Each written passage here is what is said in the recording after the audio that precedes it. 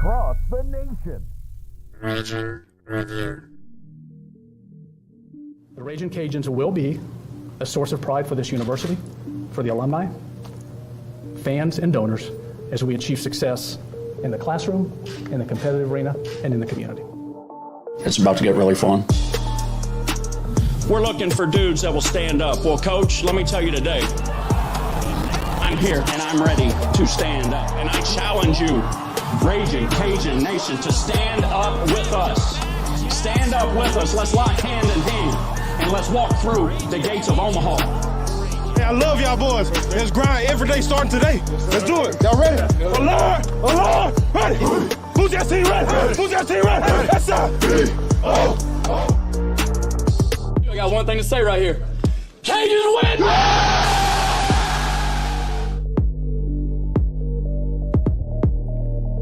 Ladies and gentlemen, welcome back to the Raging Review podcast.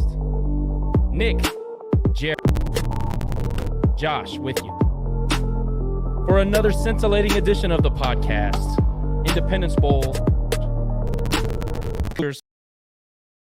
On the docket tonight. Jerry, thrilled that you could join us this evening. Nick, good to see your beautiful and magnificent face tonight. How are you guys? I'm digging the cayenne. I did not notice cayenne in the background, and I've got a few cayenne stories that I could probably tell on the After Dark edition a little bit later on after I've had a couple of drinks, but I do appreciate the cayenne in the back. I'm glad that we could get some, we got to get the mascot conversation continuing to go, right? So whether it's cayenne we can never relent on that, because as soon as we do, they'll be like, well, they don't care anymore. We care. We care. So our trio is now a foursome. Cayenne's going to join us for this episode and probably several more. I'll be honest with you. I don't think he's going to go anywhere. Jerry, what do you think about the addition to the pod? I think it's a sign. I think it's some type of subtle message that you're trying to send to everybody and to Cajun Nation that, we need a mascot for the new year. That should be our New Year's resolution. Get a mascot. 2023. That should be the big goal, a new mascot. I actually agree with you on something, Jerry, for once. Well, you've agreed with me before. It's not like you've never agreed with me here, but this is something I think we can all get behind. It's one thing if after a while, after like 5 or 6 years where you don't have a mascot and you start playing teams that come to Cajun Field and they come to your venues and they bring their mascot, and then you're looking around going, well, where's ours? After a while, it gets kind of old. You realize, we're missing out here. So that New Year's resolution for Cajun Nation 2023, get us a mascot. But our cayenne is, number one, festive. Number two, peace and chain is repping the pod, you see. So you got to, with this new version of cayenne's got to be more up to date. So this is how he's going to stay for a while. Might even leave the hat. I just think it's awesome. Look, on the After Dark edition, remind me, because I can't wait to tell you what became of one of the cayenne. I guess whoever portrayed cayenne at one point, whatever. Yeah, we'll get to that later. We got a couple of topics for the After Dark edition I'm pretty excited about. God bless you, Jerry. Jerry is under the weather. So is Nick, by the way, but he's killing his disease or sickness or whatever it is with adult beverages. Unfortunately, there is no cure via the vanilla shake route. So Jerry's for a little more. But before we get any further, I got to say a couple of thank yous, and then we'll get into sponsors. First of all, big shout out to Theo Slyman, Raging Cajuns golf coach, for swagging out the pod with these sick Louisiana hats. I had to wear it tonight. I had to give him some shout out. By the way, they are going to take the classics coming up in the spring, and the idea is to kind of make it like the Phoenix Open, that rowdy environment. They're going to have some stands set up behind the 9th hole, and there's a whole lot more that goes into that. And this is kind of like a preemptive shout out. So I'm going to keep talking about it as it goes. We're going to recruit the water ski team and the baseball guys to go out there and be rowdy with us. We want to make the classics an event this year. So been talking to them about that. Very excited about it. But once again, thanks to Coach Theo for swagging out the pod with some cool hats. Boys, I will get you those when you come in for the Christmas party. Rage and Review Christmas party. I don't think there'll be any content produced at that thing, but man, we probably could get some good content out of a dinner with us. And I was going to say, I think we're going to have content coming as a result of that, but none live. There will be no live. We definitely got to get the editors. The FCC is going to be involved. We got to, make sure we're doing it right. Yeah, I mean, we need somebody to follow us around and give us the tips, not what to say, what not to say. But what would be fun about that? So anyway, let's get into sponsors. Obviously, Gordon McKernan Injury Attorneys, our fantastic sponsor out of Baton Rouge. They have offices all over the state. Lafayette, Alexandria, Lake Charles, Monroe, Shreveport, Zachary, Denham Springs, Gonzales, Hammond. Guys, remember, when you go with G, you get the G guarantee. Gordon will win your case. Or you don't owe a dime, nothing at all, not a fee, not an expense, absolutely nothing. Gordon has been very active in the NIL space, helping promote themselves and their personal brands. They've done a tremendous job with our athletes, Raging Cajun athletes, and everybody all over the state. So, just a really cool initiative that they've really put a lot of investment in. I think it's a cool thing to shout out, and I do that every time we talk about the sponsors. If you need to get in touch with Gordon, 888-532-1573, and that's a toll-free number. You can also get them at getgordon.com. Get Gordon and get it done. Also, shout out to Lafayette Roofing and General Contractors, licensed and insured, locally owned and family operated. Darren Domingue, a proud UL alum and RCAF supporter. Lafayette Roofing is certified with the Better Business Bureau, and Mr. Domingue sits on the board of directors for the BBB. So that's a cool thing. Reminder: if you haven't inspected your roof for damage with all the weather we've been having this past couple of years, especially this past year, my Lord, I don't even know how many times I've almost flooded or my roof flown off. Make sure you guys are inspecting your roof. If you see any signs of water damage, any dark spots, any holes, cracked or torn shingles, large amounts of shingle granules in your gutters, persistence of rot, mold, or moisture, you want to give Darren and the team a call. They have 3 different options for financing available, so plenty of options out there to get your job done. They also offer exceptional interior and exterior painting and sheetrock services. That's Darren Domingue and the crew over at Lafayette Roofing and General Contractors. Over 10,000 satisfied customers cannot be wrong. Give them a call, 337-237-ROOF. That's 337-237-7663, or visit them on the web at lafayette-roofing.com. Don't forget the dash. Patriot Steel Group. Mr. Chris Russo, a friend of the podcast, one of our very first sponsors. Always like to remind folks of that. They want to shout out to all of the RCAF donors. Would like to encourage anybody who is not already a member to please do so if you can. You want to give Brandon Gollett and Reed Barbier a call, 337-443-9296, or visit the Patriot Steel Group LinkedIn page for a lot more information than I can explain, because it's a little bit over our head.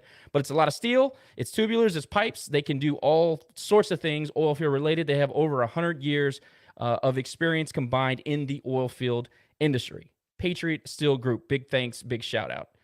So boys, sponsorships done. We're going to welcome in the Scott and Holman Pawdcast. Always like the little tweak there on the podcast thing.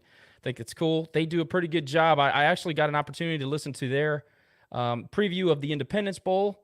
They did a pretty stellar job of kind of talking through our offense woes, struggles. There were a few things that they kind of left off, but we can talk to our guest about that. And I don't know if you guys got an opportunity to check them out after we booked them as a guest. Anybody got to listen? Yeah, what's a ULL in Louisiana Lafayette? We got to address this. Mr. Sam Razz is going to get an earful from us. We're out here to educate, so it's no hard feelings. And I'm in Houston, man. So hey, look, I'm a citizen. We should be friends here, right? Fellow G5. And look, we're going to bring in Sam Razz of the Scott and Holman podcast right now. Sam, thanks so much for taking some time tonight to join the Raging Review podcast. How are you, sir? I'm doing good, fellas. I'll just add some context to our preview. It was like 12:30 Central Time. Coordinating a podcast across like three different time zones, a little bit difficult. I'm going to blame my co-host for 90% of the ULLs on there. I might have let it slip a time or two there. It takes a lot for me not to honestly call y'all USL because quick side note, my best friend's dad went to UL ages ago, like 60s or 70s, and he just would not shut up about what a great school it was when I was a kid. So I have USL burned into my brain as well. So honestly, we're lucky I didn't slip into two versions ago right there. That's cool. Look, so Sam is only one half of the podcast. You probably did what I would do. If I was a guest, I would blame these guys if I said something foolish. So good enough. Just wanted to let every Houston person know out there, ooh la la is definitely a derogatory term here in Acadiana. So just all in good fun. But Sam, first of all, I thought you guys did a pretty good job of kind of diagnosing our ills on offense. You guys didn't spend a ton of time talking about the cluster injuries on the offensive line. I did kind of want to get into that a little bit. When you watch our team, I know that we've played 3 quarterbacks. We have some stats that make you think a few times, but there's also some really ugly things about the offensive numbers. And you guys were 100% right on that. I would like, actually, when I was listening to your preview, I was begging. I was like, man, why? They should have just got us as guests. We could have done this. It would have been fantastic content. But I want to let you know that this team grew up a lot over the course of the year. And no, the offensive numbers are certainly not gaudy. I understand. But we had cluster injuries on the offensive line. We had a lot of guys. You guys mentioned AJ Gilly, who was in the top 100 of I think it was 55. I mean, he was 55, I believe, at guard for Pro Football Focus. Yep, that's correct. And he was, and honestly, I think no shots at Gilly. I thought he underperformed. But as far as the line as a whole, very young, often injured. The offensive line was really we were skeptical going in, but things were even worse than we even knew. So just real quick off the top, I wanted to talk about your preview and maybe talk to us about the Scott and Holman podcast, how you guys got started, the success you've had recently, and just a little bit about you all. Yeah, we kind of got started between 7 and 8 years ago. I think I started thinking about really summer of 2014. We didn't really follow through on it until a year later. And the principle is kind of simple. Nobody was doing a U of H podcast at the time.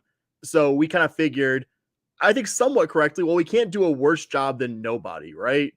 That was kind of the central thesis of, okay, like we've never, like my co-host and I actually, we did a way back in the day web 2.0 blog about U of H. It was actually called Scott and Holman, and we really intended on coming up with a new name. We were just like, it's actually a pretty good name. It's an intersection near the school. It's kind of unique, whatever, but never had recorded anything really like a podcast, had no background really in audio visual anytime recently. So a little growing pains there, but I think we kind of started at a serendipitous time. 2015, U of H football goes to the Peach Bowl, has probably the best season since I was a very small child.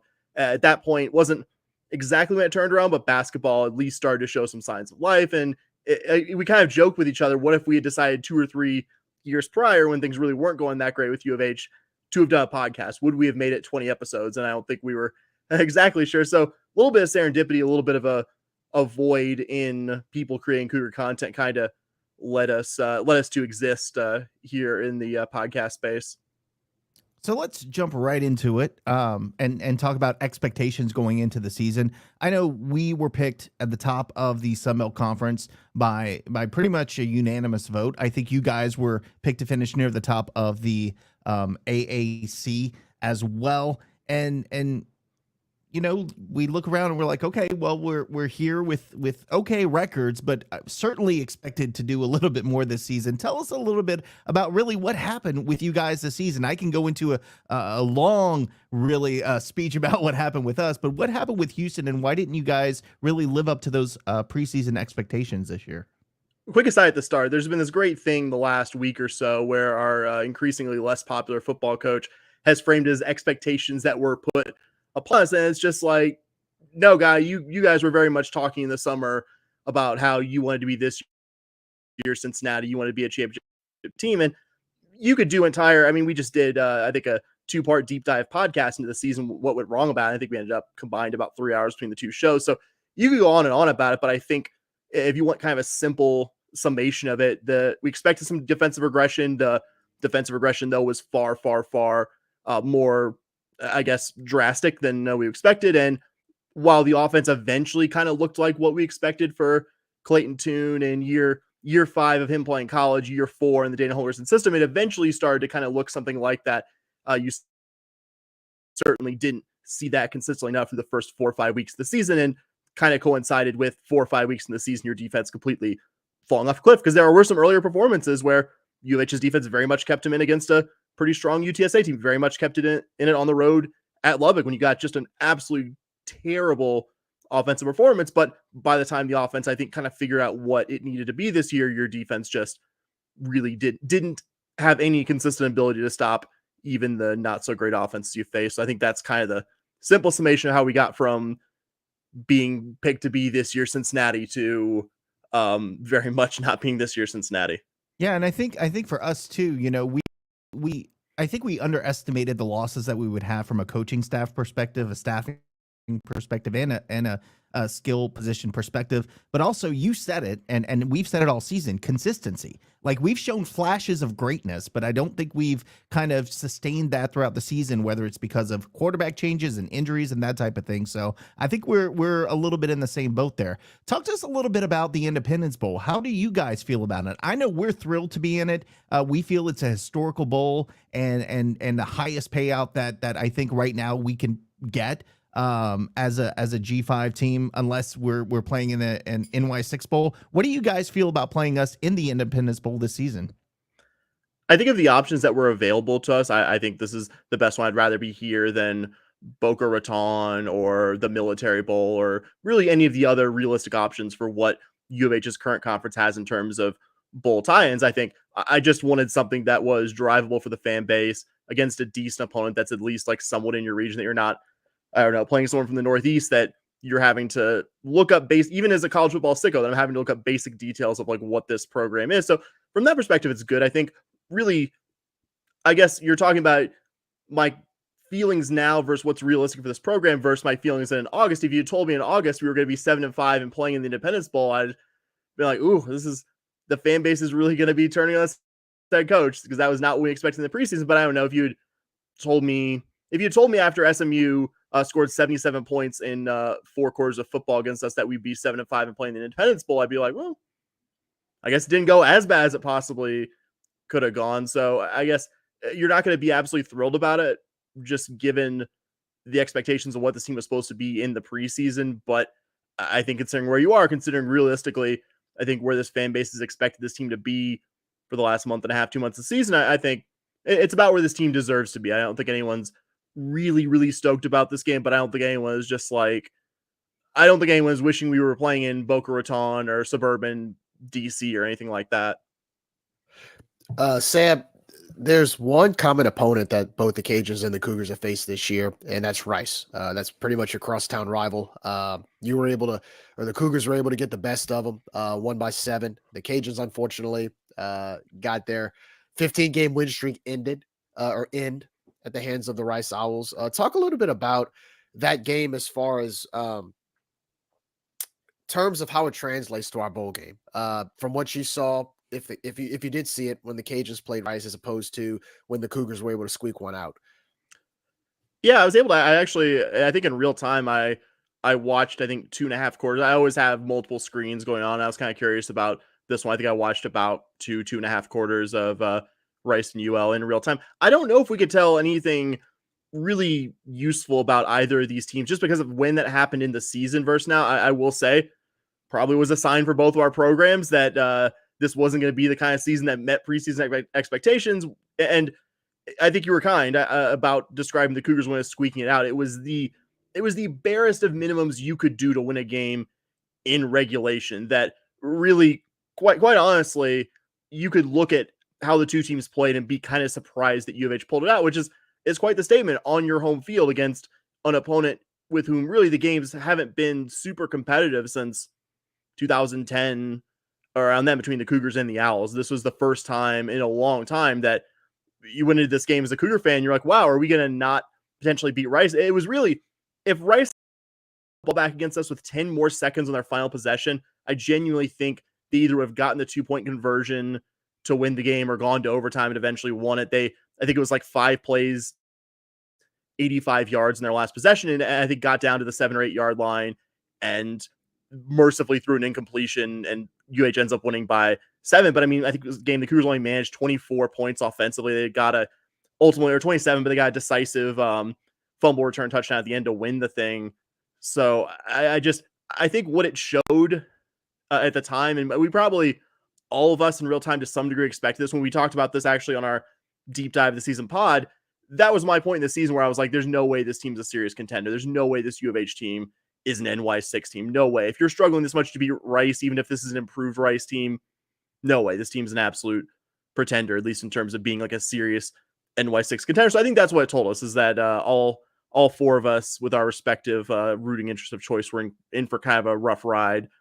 Not all rough, because I think both teams had their positive moments. It sure wasn't all negative, but I think if we had serious conference championship aspirations between the 4 of us, I think the game against Rice should have really changed all of our minds.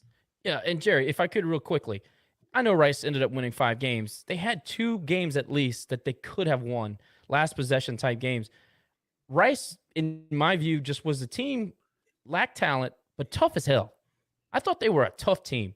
I thought they played hard and they played the right way, and just a couple of bounces here and there, and they're a 7-5 team rather than 5-7.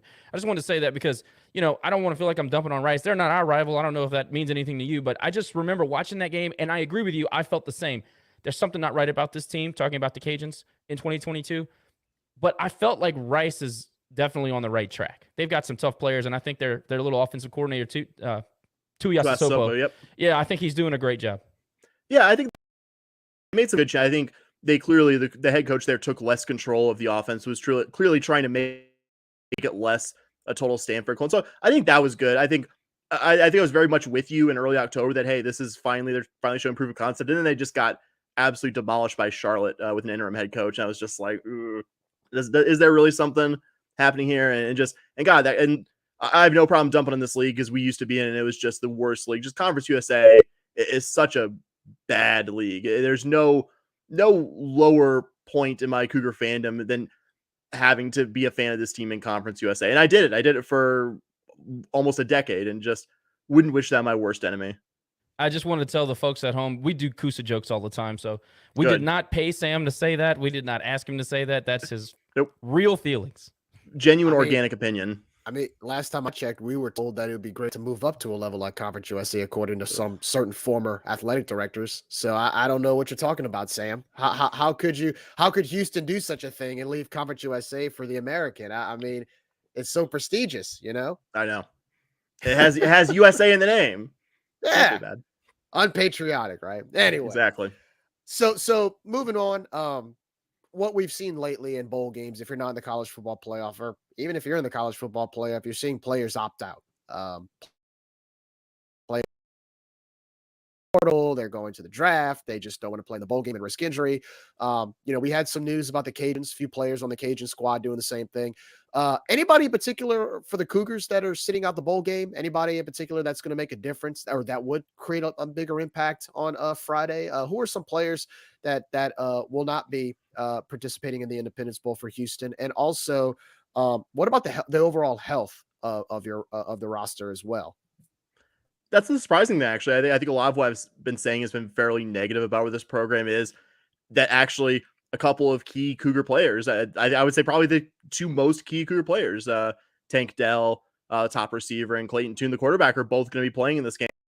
I know it's the 20th, so I'm not going to say I don't believe he's going to play, but it's one of those like, all right, really Tank Dell, you're going to play in the Independence Bowl? Okay, I'm very happy about it. I'm excited. I want to see Tank Dell and Clayton Tune play one more time, but that's been kind of the surprising thing, is that there haven't really been any notables that have opted out of this game as of yet. Again, see here in a few days whether that holds, or whether the staff is sandbagging and it turns out, oh, we find out 10 minutes before kickoff someone's not going to play. But barring that, no, it sounds like actually most of the key guys who are healthy are going to be playing. And there have been some key injuries this year, I think, but none rise to the level of, I think you just kind of have to bake into a college football season. There are going to be a certain number of injuries. There are going to be key guys that are going to either miss parts of the season, or it's a violent sport. You're going to periodically lose guys to injuries. It just happens. But I think the most painful one was Derek Parrish, who was off to an incredible start, had 4 sacks against Texas Tech, was really looking like a guy who had taken a big step forward. I think he was at the time a 6th-year senior. So you're starting to see with the COVID year adding on, like the physical development guys get from age like 22 to 23, that guys who are essentially playing at the same age as first and second year NFL guys. So, but he was someone who he was already a good productive player, but he looked like he had taken another step forward, that he was going to be a really game-changing pass rush. I don't think it would have, clearly it wouldn't have, because he was healthy for Kansas, and Kansas just made us look like the silliest, most incompetent defense I've ever seen. But he still would have raised the floor, at least from being, I don't know, whatever SP plus is right now, like the 115th defense to maybe the 85th or 80th. So that's been, I think, the most key loss there.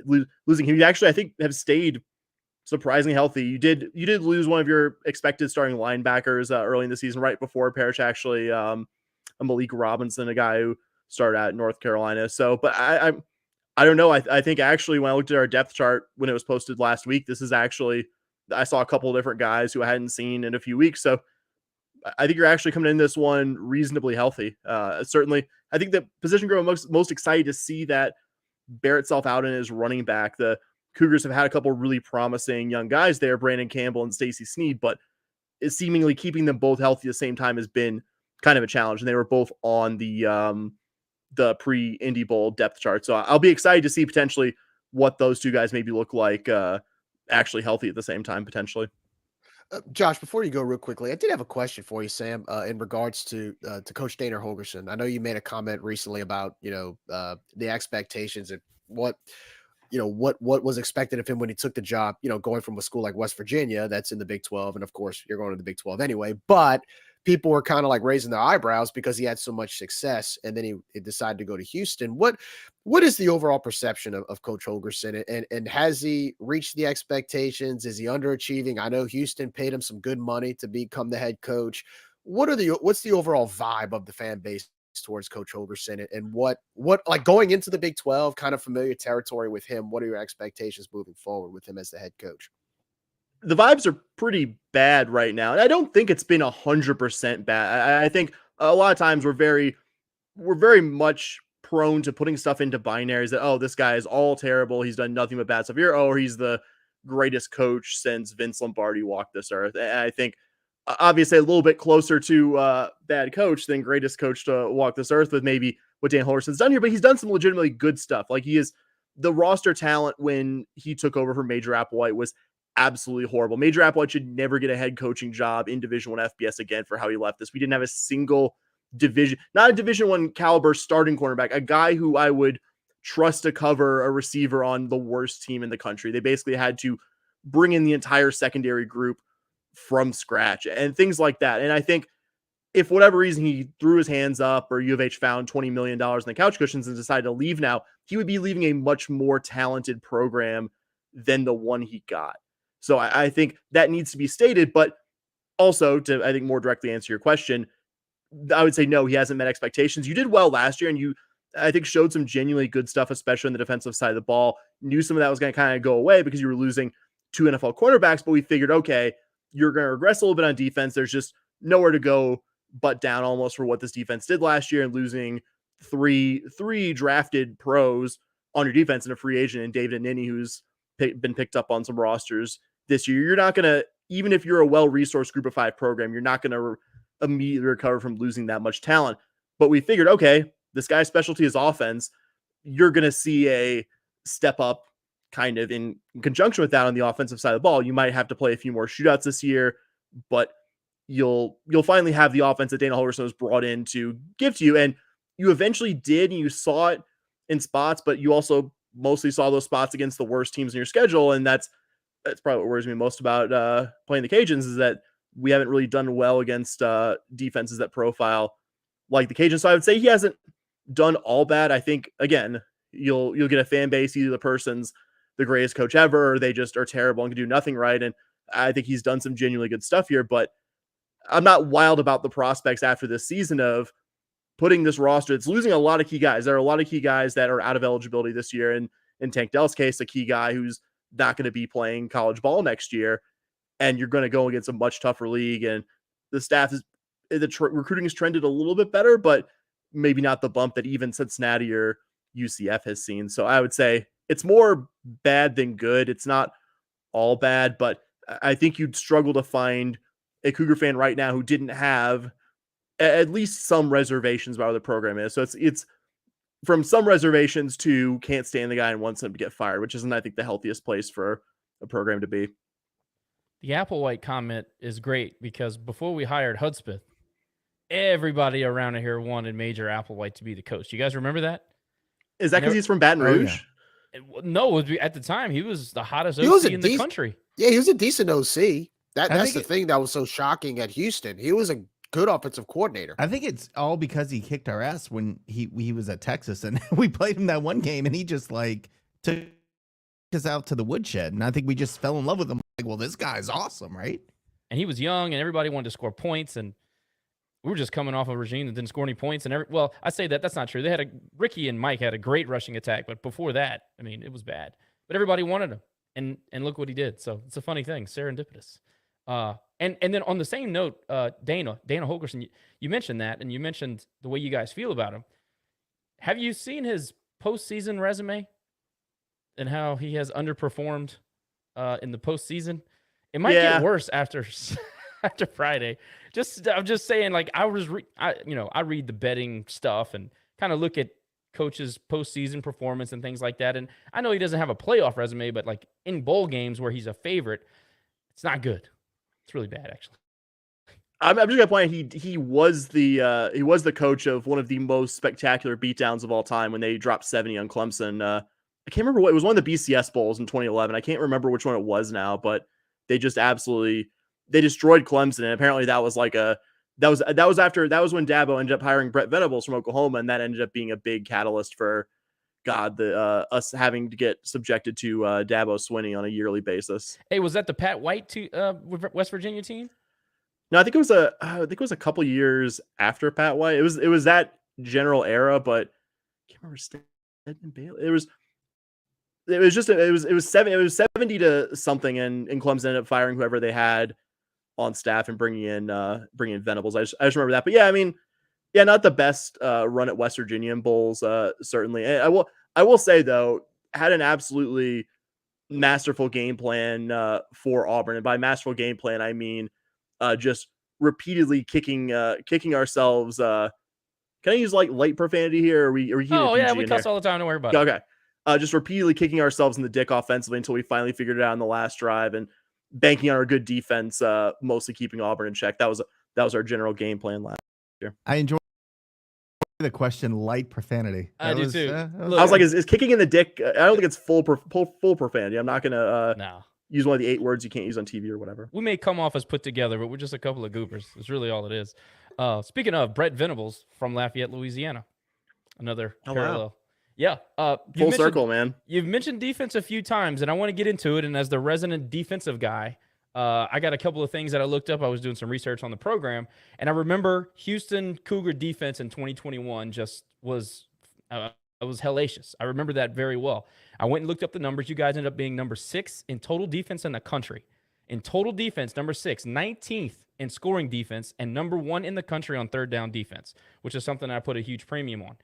In 22, those numbers slipped pretty substantially. You guys were 110 in total defense, 117 in scoring defense, and 117th on third down defense. Now, You guys were, let's see, I think it was the worst red zone defense in the country. Yeah. Worst red zone defense in the country, Sam. Sounds right. Yeah. And that third down defense, that's like, it's not even one of those like stats you hear and you're surprised. It's just like, oh yeah, if you watch a lot of Cougar football, like anecdotal, like, this team just cannot get off the field. And that was something so pronounced from a year ago where, like you point out, the team seemed to find an extra gear in third down, was very, very good at getting teams off the field, maybe letting them have a first down or two, but pretty consistently getting them off the field. And this year's just terrible situationally, terrible in long downs and distances this year. There's like, I think I said earlier, the Rice game was where I really truly lost faith that this team was going to be anything to what I expected them this year. But one of the most just punch in the stomach moments is we had 4th and 20 in Lubbock in overtime with Tech having the ball. I think Derek Parrish, who I mentioned earlier, had just gotten a pretty substantial sack. All you had to do was get Tech off the field on 4th and 20, and the Cougars are 2-0 with wins over UTSA and Texas Tech to start the year. And you're thinking, okay, this team might be this year's Cincinnati. And they didn't just let Texas Tech's quarterback find an open receiver for the first down. They let him find an open receiver for the first down with like 4 or 5 guys behind the sticks. And you're just like, yeah, you're shaking your head just like, on what planet are you playing behind the sticks on 4th and 20? Like that's your end zone it was terrible. It was a terrible defense situationally, terrible in end of game situations where you're trying to hold a lead, that letting UTSA go like 50 yards in 20 seconds to get a field goal in the opening week, letting Tech in that same game earlier go a pretty substantial distance in like less than 40 seconds to get a game tying field goal. It was just, and really critical must have situations. This defense, I think, was at its worst. Yeah. You guys had 3 top 4 NFL picks. So obviously there was going to be some sort of drop off, but did you guys expect it to be like this? I mean, I wouldn't think so. Number 1 in the country on third down defense to almost last. That's not scheme, man. That's something. Yeah, it's been so hard to figure out. I don't think Doug Belk, the defensive coordinator, who got a lot of glowing profiles, I think rightfully so in the offseason, I don't think he forgot how to coach ball in an offseason. I don't think he, after the season, was like, well, I've got it all in hand, and has been, collecting a check and working from home this whole time. I think they're really frustrated about this. I think they work on it every week, but what was so striking about the season was you go from week 1 to the last regular season game, and they just didn't look like they got better in any key area. Tulsa had a redshirt freshman quarterback, I think making his 3rd or 4th career start, and he just at any critical point was able to find 15, 20 yards of open space. Like if you guys had like an average dual threat quarterback, I'd be putting a lot of money at the very, very legal gambling establishments here in my current town. Well, let me give you a hot tip. Potentially on a we have one. He's just a baby, and he's going to play because we read that the freshmen get waivers in this bowl game, and even still, this would be game number 4. So we do have one. So you might want to maybe slip a 50 or something, but I'll think about it. I think he's going to get some snaps. Just want to let you know. He good. I'm just saying. Let's talk. Speaking of, we're going to keep on the offense because I want to talk about that a little bit. And you guys, and that's also for Sam, for you, a little bit more fun talking offense. Jekyll and Hyde, right? First part of the season, you guys were really struggling through the Memphis game, and then bye week happens, and then something magically clicks in your team, and now you're just blowing people out. Obviously, Clayton Tune, Tony Dell, that connection has just been solid for you through that later part of the season. But really, what do you think happened during that bye week that really turned it on offensively for you guys? Was it scheming? Was it just the players maturing a little bit? Was it something that your offensive coordinator, Shannon Dawson, did? What was it that really turned things around for you guys offensively? I think it was actually in the 4th quarter of that last game before the bye week against Memphis, where we scored 20 something points after 3 quarters of, to repeat what I said earlier, just shooting ourselves in the dick. I think they, in that 4th quarter, realized that I think we were chasing like a 3-score deficit at the time. They're like, we have to go just pass, tempo, which is, it's funny that's what you think of. Like when you think of early Dana Holgorsen, was he was the offensive coordinator at Houston, Oklahoma State, and was just authored some really good passing offenses. And you kind of saw them basically let Clayton Tune just air it out 3 out of 4 plays and allowed yourself to come back against Memphis. And I think maybe the staff, because there was a bye week after that, kind of looked at that game, was just like, well, we haven't been able to keep a running back healthy, and all of our running backs are pretty young as it is. This offensive line seems to be pretty good at pass blocking, kind of hit or miss at run blocking, I think they kind of at that point realized they had to go past to set up the run more than running the ball. And I think you saw more of that. I think you saw less of the staff trying to be a balanced 50-50. I don't think Holgerson's reasons for doing that, for wanting to be a balanced 50-50 one are terrible. I think he's talked about how he realized that if he's running the old school air raid, he's never going to have anything better than maybe a slightly below average defense, because you're constantly getting that defense on the field. You're subjecting to 35-40 minutes of possession per game. That's just not a sustainable way to win ball games. So I applaud him for maybe evolving there, but I think you saw in the first 4 or 5 games a UH offense with talented, experienced guys, but not really any kind of consistent identity. Yeah, and maybe the second half of the season you saw them realize what we're good at and then do a lot more of that. Yeah, and man, I tell you, I live in Houston, right? I've watched some of their games just because, I mean, I watch Rice, I watch Houston, I watch us, just because they're Rice rather, just because they're around me. And it was fun to watch, I will tell you that. Kind of changing the subject a little bit, after getting to know us a little towards this bowl game, and like you said, you watched us against Rice. So what do you as a Houston fan, or I guess what do you guys see out of us as compared to AAC? Is there any particular team in the AAC that you would compare us against? Just kind of give us a general feeling about what you guys as fans feel about the Louisiana football team this year. It's interesting. I've been very curious about what a matchup would look like. I think kind of wish I could have seen this matchup last year. That's not insulting this year's teams, but I think it would be really fun to see last year's Cajun offense with Levi Lewis, with everything y'all were doing versus a good Cougar defense and the other side of the ball too. That's kind of the matchup that I think would be really cool. I think it would be probably a better quality football game, even though this could be a good one. I don't want to completely dismiss the possibility of this being a fun football game before it happens, but I don't know if there's a good comp. I mean, I think it's not apples to apples. I think it sort of reminds me, I mean, it's in a flattering way, of East Carolina, because like East Carolina it's very much the school of a certain part of North Carolina. And like, obviously there's some, there's diaspora. I'm sure there's ECU alums in Charlotte and Columbia and every major metro in that general part of the world. But you know how, like, I think my family's from New Orleans, which I think people don't realize that Louisiana is really 3 states in one. You have Cajun country, you have the greater New Orleans. Yeah, I know. I'm gonna give me some credit. At least not. You have Cajun country. I will give you credect. That's a very more than most astute. People outside very Louisiana knowledgeable. know. Yes. It Most people really look is 5 states. It's northeast and northwest are totally different. It's South Arkansas and it's basically Mississippi.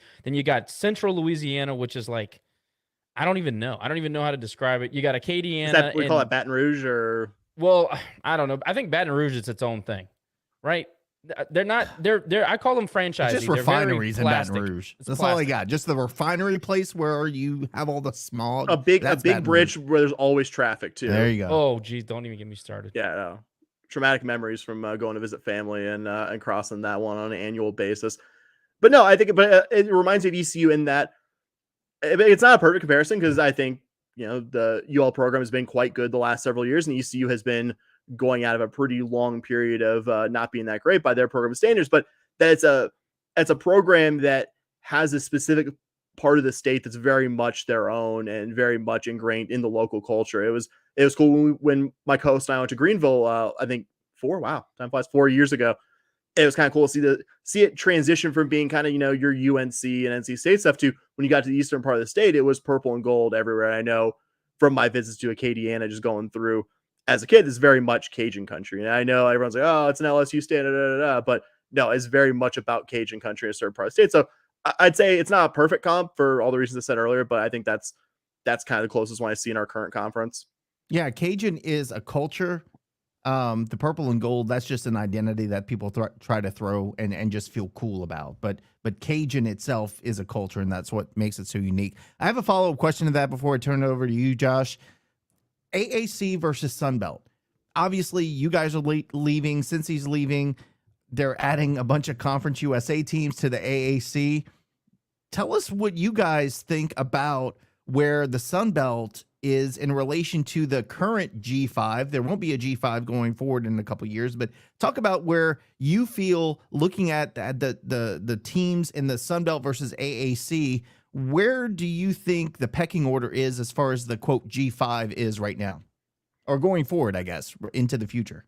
Yeah, I think I think the answer to that is kind of up to a couple of specific AAC teams. Well, I would say kind of three. I would say it's whether UTSA can jump into a new league and immediately show that their high level winning right now isn't just the fact that they're in the worst FBS conference, that they're a legitimately good team that's just so happened to have been playing in a terrible conference. So what they can do maybe coming in from the jump, I don't think I guess I don't know if Tom, because believe me, I certainly know Tom Herman's ability to turn around a program quickly and unexpectedly, but I think it's up to one or two of the new programs really hitting the ground running from the start. And I think more importantly, it's up to SMU and Memphis, I think, figuring out what their potential is. In Memphis's case, being near a lot of Division I talent, but playing in a dumpy rented stadium and not really supporting their football program the same way they do basketball. In SMU's case, it's whether or not a sentient hedge fund without any like actual real organic fans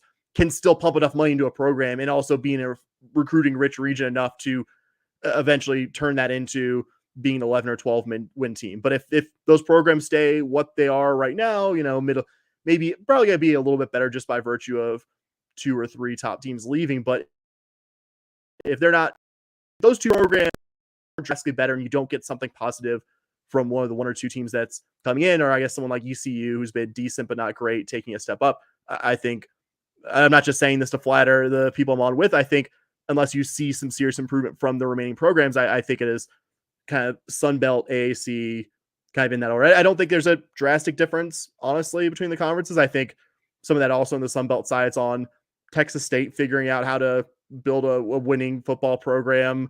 App, I think, looking more like the app of the past several years, which we've seen. I think it kind of fits and starts in the last few years, but not maybe really as consistently since Satterfield and Drinkwitz left there. So I think there's some on both sides. I think there's some programming. UL kind of, coming off a season where I don't think it's I don't think UL really failed to meet expectations, even if you were picked a certain place in the preseason, because I really do think there was a lot to figure out after Napier and a lot of guys left the program. But I think it's what happens the next year or two that I think really determines who's 1A or 1B. But I would probably give it to the Sun Belt right now, just based on what the schools have actually done on the football field recently. Sam, speaking of the matchups in the game itself, talk a little bit about the position groups and the matchups between the Cajuns and the Cougars. What would you say in particular matchups or position groups would favor the Cougars? And then based on what you've seen from the Cajuns, what position groups or matchups would favor them? And talk a little bit about your prediction as well for this game and how it's going to play out.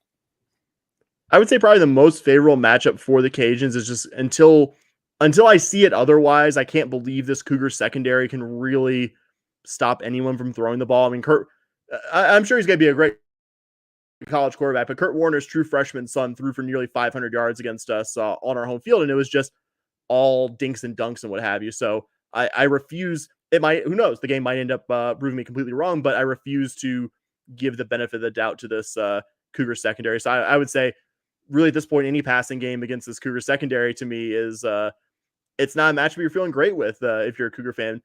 And I would say, and I don't know if I feel wildly confident about this, but I do like where the Cougar running back group is health-wise as compared to where they've been a lot of the season. I would like to see, because they've both at different points, Brandon Campbell and Stacey Sneed especially, just absolutely tore a pretty solid ECU defense. New one went up to Greenville a couple weeks ago, or let's say the second to last game of the season, not a couple weeks ago at this point. Time really flies.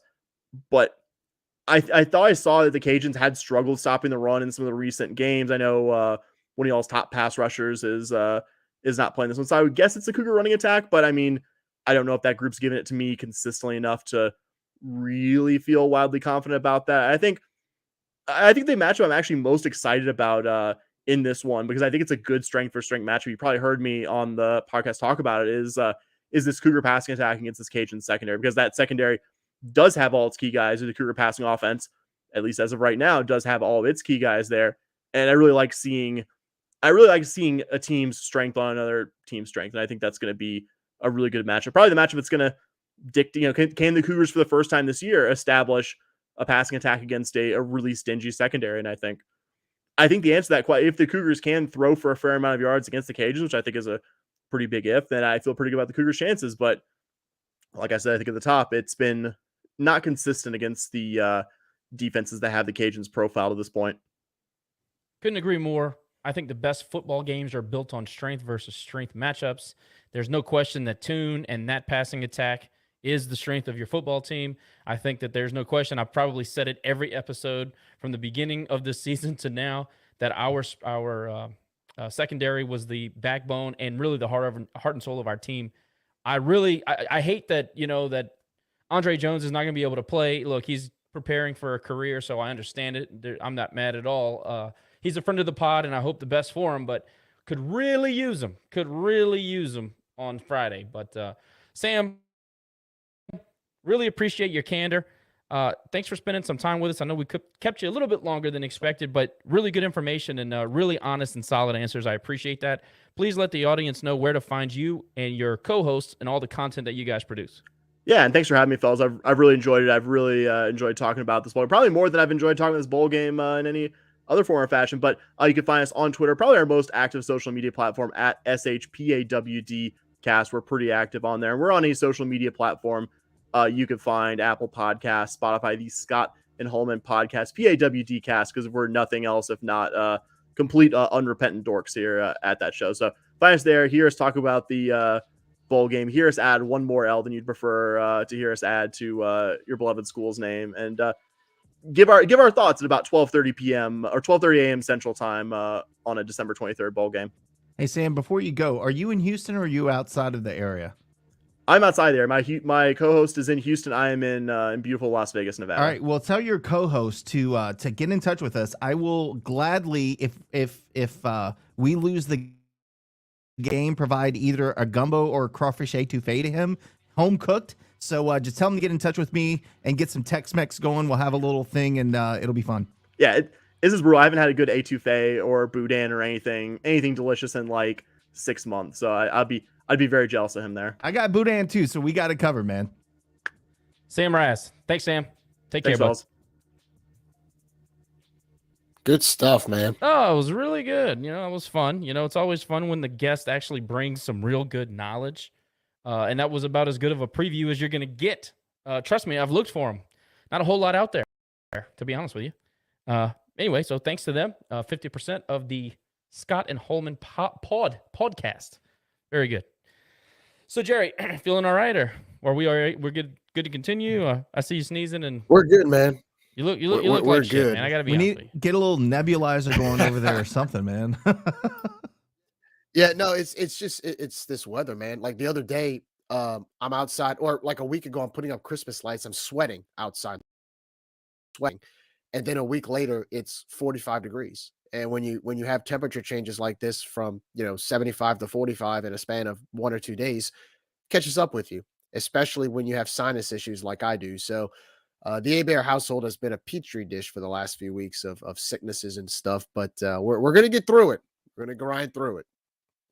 So is that like, I know we all say that, like the temperature's up and down, so we're all sick. Is that a real thing, or is that no, it's not. Don't go outside with your hair wet, you're going to get My sick? mother, look, God, I hope she's not watching. She is. She does this thing where like, you better put a cap on before you go outside because it's cold and you're going to get sick. And I'm like, my mom, when she comes to my house, God bless you, I love you, she turns off every fan in the house. She's convinced she gets a sinus infection if she sits under a fan. So it's an old Cajun thing, I guess. I don't know. But there is no proven scientific fact that you get a sinus infection caused by bacteria from sitting under a fan. But what do I know? But the other night, I slept with no blanket, and my throat started to hurt. I've actually gotten sinus strips from sleeping either with the fan on top of me, or I can't sleep with like cold air blowing in my face. Every time I do, I say you're not going to get a sinus strip. I'm just saying you cannot medically, scientifically get an infection from sitting under a fan. But again, try telling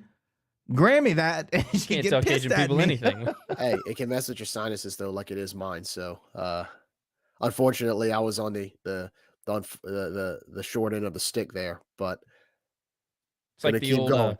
don't take a bath in a lightning storm because it'll strike The the lightning will water go through the tower and you're all faucet. going to get electrocuted. Yeah. Y'all still do that, don't you?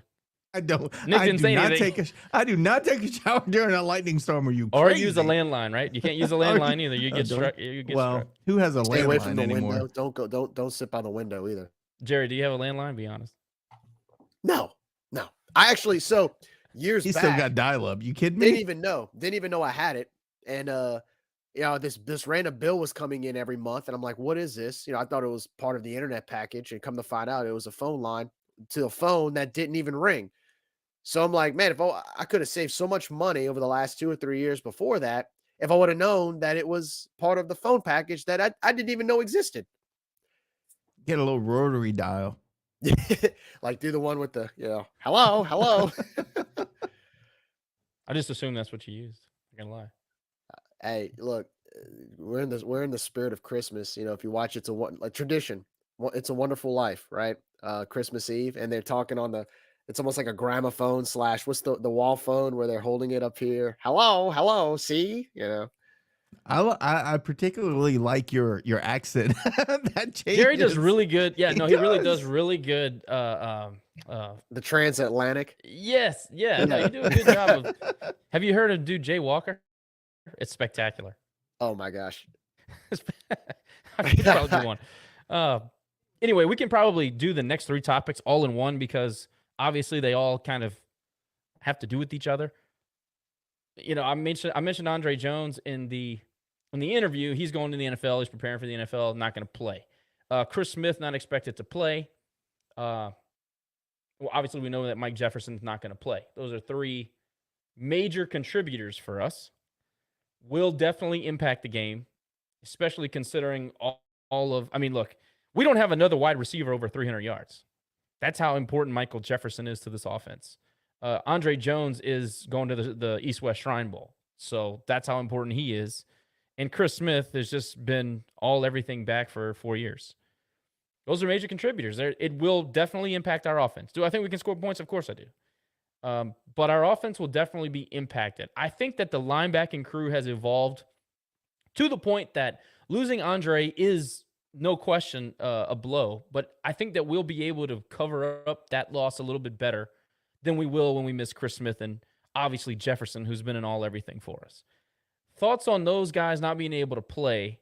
Nick, we'll start with you, and then we'll go into who you expect to kind of step up and I'll tell you what, I'll say this. I think John Stevens has a golden opportunity as a wide receiver to go out and catch some passes. He's going to be targeted. I mean, he can fill the role that a Michael Jefferson has filled all year, but you just got to catch the football. Go ahead, Nick. I agree. I was going to say John Stevens Jr. has an opportunity. Our running backs have an opportunity. We're also going to be down. Who's the other? Dante is not going to be playing, right? Mr. Playing? Fleming has committed to. Oh yeah. He's Tulane. He's gone. Look, this is a tough one for me, man, because I'm so loyal to the program and that's why I do this and that's why I've been involved with them for 20 years. And this is not a hit against the guys who were deciding not to play, because I understand their line of thought is, well, I'm declaring for the NFL draft.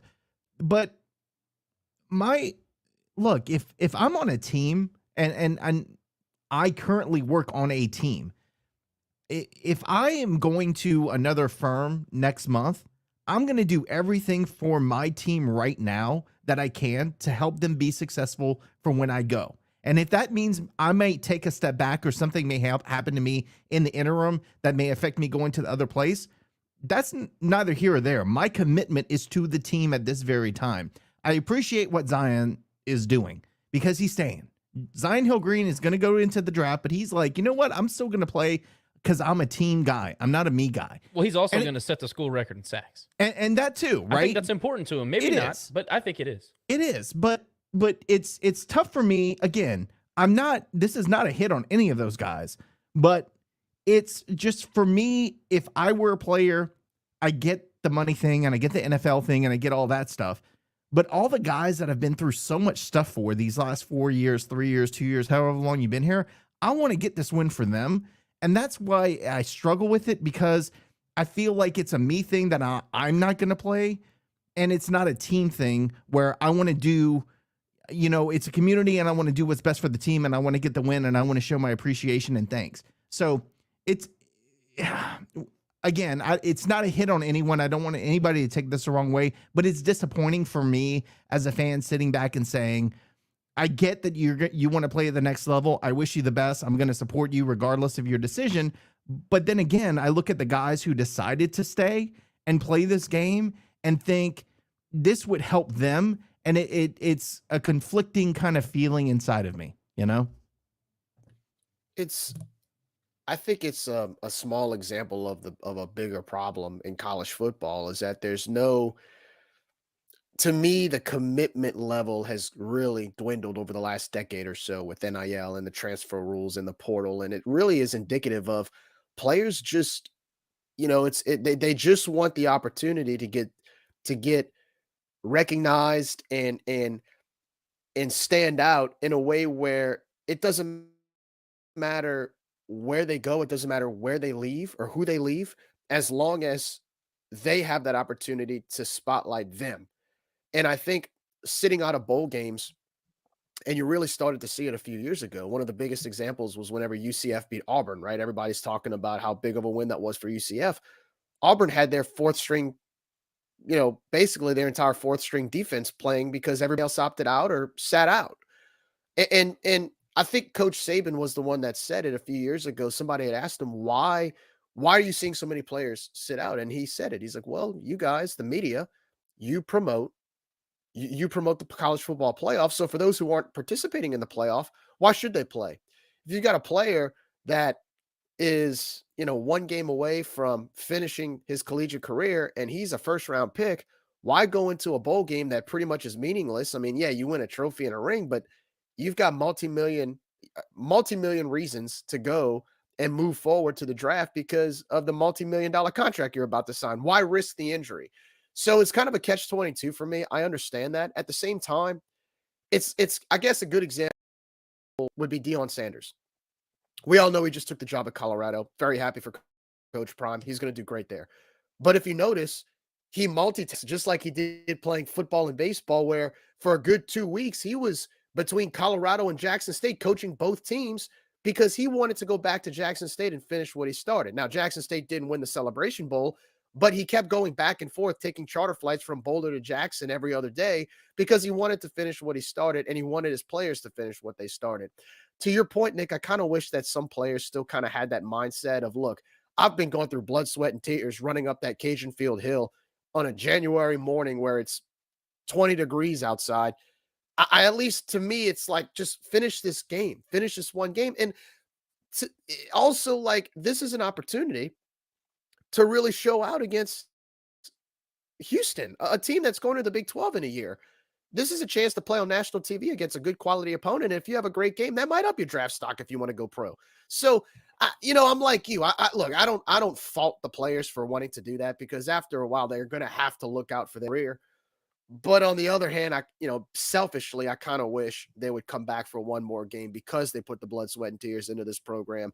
And I just wish that they would just kind of finish it off. But again, I don't fault them. I understand. And unfortunately, it's just indicative of what college football has really become today, where it's just you unintentionally said exactly what I was thinking.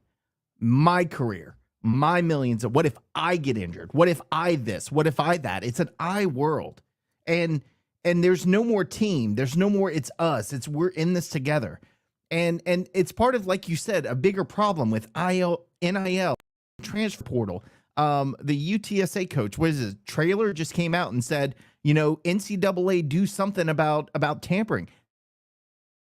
There is no NCAA. There, for all intents and purposes, there is no control over anything that college football is doing right now. It's all about the money. And until we get that under control, and until we start putting some kind of barriers and safeguards against this kind of stuff, it's going to continue happening. And it's going to continue being about me, I, me, instead of team and we and loyalty and thank the program and thank the team and all that. So I think that's what just get inside of me. I'm just pissed off because it just leads to a bigger problem in college football that nobody wants to touch. And that, oh, we're powerless. Oh, we can't do this. Oh, we can't do that. And it's destroying college football. Like, we're in the first 2 years of it. If we don't do something, then it's just going to be us versus them. And there's going to be more of us or less of, the big boys and the rest of them. What's going to happen? I don't know. So that just gets into a whole different conversation. But who created that? Who created that? You talk about the NCAA has no say. They created it. They allowed this to happen. And you see these bigger schools now where players are leaving. I mean, you got players in the portal who were standout stars for these Power 5 teams. They're jumping in the portal, going elsewhere because they get a better deal somewhere else. So even the Power 5 teams are really starting to kind of feel the brunt of it. I find it ironic because I would not be surprised if now that the Power 5 – see, it wasn't a big deal when they're leaving UL. It wasn't a big deal when they were leaving a Group of 5 school to go to a Power 5. But now that you're starting to see the Power 5 feel the brunt of it, don't be surprised if the NCAA comes out and says, no, whoa, wait a second. We're going to set some boundaries here. When in reality, they should have done it 2 or 3 years ago before all of this started. I'll just finish this thought, Josh, and I'll go to you. It's if we as Cajun fans I feel the trailer thing, because you had a guy that was on Sunday saying, I am committed to the school. And then on Monday's like, nope, I'm gone. What magically happened in 24 hours in his head? I mean, you can't tell me that the kid decided on his own that all of a sudden he's going to be committed and not. There's something going on and nobody wants to talk about it because they're all doing it. Well, 3 of our top 4 recruits from a ranking standpoint have flipped to P5 schools. So it's happening everywhere. It's happening everywhere, and it's already hit home. Jerry, complete your thought, and then we can continue the conversation. Who do you look to step up in the absence of Chris Smith, Jefferson, and Andre Jones? Well, I expect Terrence Williams to hopefully get some carries. I do hope that he's able to step up. He's actually had some good games. Trey Washington lit it up against Texas State. I hope he keeps that momentum going because we're going to need him on the ground game. I hope, and I really want to see Chandler have a good game. If he could pick up from where he left off against Texas State, he even looked great against Florida State in the second half once he calmed down. Not having Jefferson's going to hurt a little bit because he is the main target. He is the main check down. But we do have other receivers, quality receivers that can step in. You got a veteran like you got Stevens, you got LeBlanc, I believe Rogers. Rogers is probably going to play too, right? I'm assuming he didn't go into the portal. He's going to play. You got Jacob Bernard. You've got Jacob Bernard. You've got guys. And one thing that you got the tight end room, right? And one thing that I've noticed that Sam said that really stuck out to me was he talked about if you guys have a decent passing game, you should be able to throw on the Houston secondary, which I've seen some of their scores, and they're like basketball scores. So their defense does give up points. I think the main component of what we have to do to win, because of the fact that Houston's defense isn't as strong as we might have anticipated going into the season, our secondary needs to step up. Now it's a game of matchups and who can make the big play. Our secondary has to step up because Houston's strength is the passing game. So that's going to be kind of key for me. It's always kind of been that way all year where, you go into basically a track meet between 2 good offenses and it's all about who can make the play. I'm going to be looking out for our secondary because, really, there's nobody. I don't think anybody's left on our secondary. They're not going anywhere, so they're going to be playing. So that's going to be huge. Stop that prolific offense attack that the Cougars have. And if we can make that big play and our offense kind of does what they do and is able to sustain some drives and get some points, we really do have a legitimate shot to win this thing. And look, don't forget about Peter LeBlanc, and don't forget about our tight ends, right? So we still have some weapons. Lance Lejeune. I expect big things from him. I think Lance Lejeune, and this is maybe me thinking as a fanboy, I think he's going to have a big game. I think we might see him out in Wildcat formation. I don't know. I think crazy things are going to happen because it's a bowl game. Crazy things happen. So I think it's going to be fun. And like you said, Jerry, and like Sam alluded to, their secondary struggles. If we don't attack their secondary, then there's a problem. Like, we're not game planning right. Dude, so I think the numbers, they're one of the worst defenses in college football. That's what I'm saying. And that's through the course of the entire season. Yep. Yeah. So. If Lance is not part of the game plan on Friday, then the coaches aren't doing their job because he showed you down the stretch that he can be a weapon. And we talk about the weather, and we all know it's going to be freezing cold, but weather conditions play a role in this. I'm really curious to see how our coaches game plan for the weather. Okay, so right, 30-mile winds. That's going to change. That's going to change a little bit for us. And I think, believe it or not, I would hope that our rushing attack should be advantageous in that regard because, like I said, Houston throws the ball pretty well, but we run the ball too. We run the ball well. So that's going to be, I'm going to be curious to see how we handle that. If it's to the point where you have 30-mile-an-hour wind gusts, I mean, I expect us to use that backfield, giving the carries to Washington, giving the carries to Williams. I mean, I don't even know about Jacob Cabote. I haven't seen him in a while. Hopefully, he may get to participate as well. Supposed to be healthy. Yeah, I mean, we got some workhorses in the backfield we can use in this weather that can really make a big difference. It's a good point, and field position is going to be important. And if you can't kick field goals and you can't punt the ball, you have to run the ball. And I feel more confident than at any other point in the season that we will be able to run the ball. I think Dre Washington is healthy. I love the way he's been running it. I look for him to step up big time. But I'm keen on Neil Johnson and Lance Lejean making an impact on this game in the passing game. Also, Jacob Bernard and Errol Rogers are really nice slant slot receivers. I think Jacob's a little bit more versatile, but Errol Rogers is really good in that 5 and in, 5 and out slant, out and up, all those types of things. We gotta be able to utilize that because, like Sam said, that dump off type passing game, apparently they play people back. I don't know what kind of zone they play, but apparently it's open to be exploited. So we got to see that happen. Got to see that. I want to see John Stevens Jr. make some money on Friday. I want to see him go out and show people I'm a number one. I'm an option. I'm the best receiver on this field. I have the size mismatch. I have the speed and the athleticism. I'm the guy that you got to be worried about. I got to see that out of him. We've seen glimpses throughout his career as a Cajun. But I got to see it. I got to see him step in and fill a role that we need. Because when you do that, you are a true number one. Can he be the true number one? He's got the talent. So I got to see that. Look, I'm going to go out on a limb, and I think of all the wide receivers that I think are going to surprise us because they do the dink and dunk thing, they're not good against it, Houston. Look for Dalen Camprey, man. Because he has the ability in the middle of the field. He's quick, he's small, he can find those little holes and make the catches. I think if we go with that game plan and don't try to stretch the field right off the bat, I think Dalen can make a difference in the game. And he's tough. And he's tough. He's a tough kid. He's underrated as a tough guy. So yep. Yeah, I wouldn't be surprised if he made an impact on the game. To complete the thought on the transfer portal and everything, it's your classic point of view versus point of view. As fans, we're caught in the middle. There's really nothing we can do. We all see what's happening.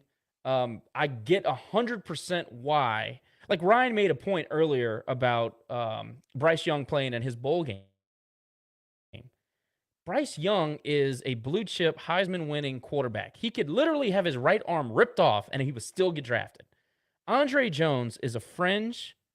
I think he's probably a 4th or 5th round type guy. I think his grades are 6th round, Jerry. If I'm wrong on that, maybe you can correct me. I think he has a 6th round grade. If he has a knee injury, he's not going to get a practice squad invite. So it's a little bit different in that regard. Now, I do think the world of Bryce Young for playing in the game. I think the world of Will Anderson for playing in their game because they have small things to gain but a lot to lose. So I think that there's a little bit of a difference there. I think guys like Chris Smith can make some more money by having a good performance in the Independence Bowl on national television. I don't 100% agree with sitting out, but then again, I'm biased. As a fan, I want to see him play, but I'm thinking if I'm the guy who's risking injury or money or whatever, you got to weigh both things. And sometimes it's not necessarily the player that's making a bad decision. It's some of the advice that he's getting. Some of these agents get in their ears and they say, oh, you don't need to play in that game. You're fine. This is where you're going to grade out. And a lot of times it doesn't pan out the way they tell him it's going to pan out. So I'm not going to hold it against him too badly. Chris Smith he's been a great Raging Cajun. So I think that he should play, but he knows his body better than me. He has been injury prone in certain circumstances. So maybe he knows something that we don't. Mike Jefferson, I think, is a legit 3rd, 4th round type wide receiver. Go back to the Florida State game. Even against a pretty stout defense with everything that was going on, being behind and all, they knew that Chandler was going to have to throw the ball, and he was still a nightmare for that secondary. I think he's a legit 3rd or 4th round pick. I don't think he has much to gain in the game other than injury. So I get Michael Jefferson. if it's me, it's easy to say I would play because it's a team environment. I want to do it for the guys. But then again, it's a business decision. And I understand it. I don't like it. I don't like that collegiate athletics has become what it's become. At the same time, the 40, 50, 60 years that preceded it was a lot of players getting taken advantage of, and now they're making their money. So I think it's kind of like this deluge of it's all about me, and it's about me making my money and making my business decision and getting to the pros. I think that that's going to be pulled back on. I think that there's going to come a time. Everything is cyclical, guys. You know that. There's a bell curve to everything. I think at some point, you're going to get more of those 3 and 4 year starters staying, playing in the bowl games. I think the bowl games will probably largely go away. I think the postseason is going to look a lot differently in the coming years with the expanded playoff and everything. But I think that all infused to all these players, like Drake May getting offered $5 million from an SEC school. At some point, somebody's got to step in and change the direction of all this, because this is free agency. There is absolutely no enforcement arm to make sure that this kind of stuff doesn't happen right now. And I know they just hired, it was the governor of Massachusetts. Which is stupid, by the way, but NCAA. whatever. Why are we going politics? Why are we going politics on this? We need somebody that knows how to run a business, in my view. I don't know. I think who knows? Who the hell knows? Probably again, somebody owed somebody a favor, and that's how that went. Josh, you just said it. Like, $5 million for this. Somebody mentioned that a whole softball team was getting, rental cars or leases or whatever cars for however long they played. It's supposed to be NIL is name, image, and likeness. Where is the name, image, and likeness? This is not NIL. And it's free agency, but with no rules.